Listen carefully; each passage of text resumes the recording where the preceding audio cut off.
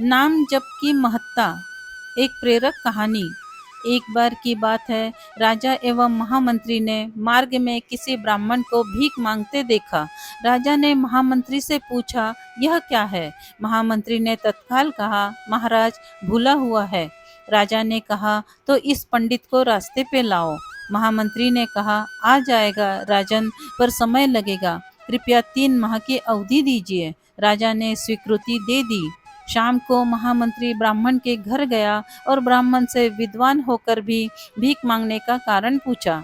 ब्राह्मण के बताने पर महामंत्री ने कहा, कल से प्रातः आप 4 बजे जाग जाएं और मेरे लिए 2 घंटे हरे कृष्ण कृष्ण कृष्ण हरे हरे, हरे राम राम राम हरे हरे नाम जप करें। शाम को एक स्वर्ण मुद्रा रोज आपके घर पहुंचा दी जाएगी। ब्राह्मण को पहले तो यह सुनकर आश्चर्य हुआ, किंतु मन ही मन सोचा कि ऐसा करने में क्या हर्ज है। जप करना स्वीकार कर लिया। ब्राह्मण के पिछले जन्म के कुल के संस्कार शुभ थे। 4 बजे उठने और नाम जप करने में कोई कठिनाई नहीं हुई। रोज शाम को एक स्वर्ण मुद्रा मिल जाने से धीरे धीरे ब्राह्मण धनवान हो गया। अभ्यास करते करते राम कृष्ण नाम के दिव्य संस्कारों के प्रभाव ने दबे सुसंस्कारों को उभारा।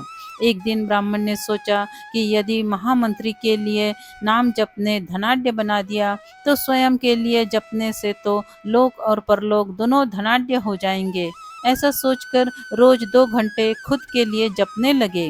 भगवान नाम की ऐसी कृपा हुई कि ब्राह्मण को सच्चे शाश्वत आनंद की अनुभूति होने लगी और उनकी भौतिक इच्छाएं और कामनाएं धीरे धीरे समाप्त होने लगी। और एक दिन ब्राह्मण ने महामंत्री से कहा, आप कृपया सोने की मुद्रा ना भेजें, मैं अब केवल अपने लिए ही जप करूंगा।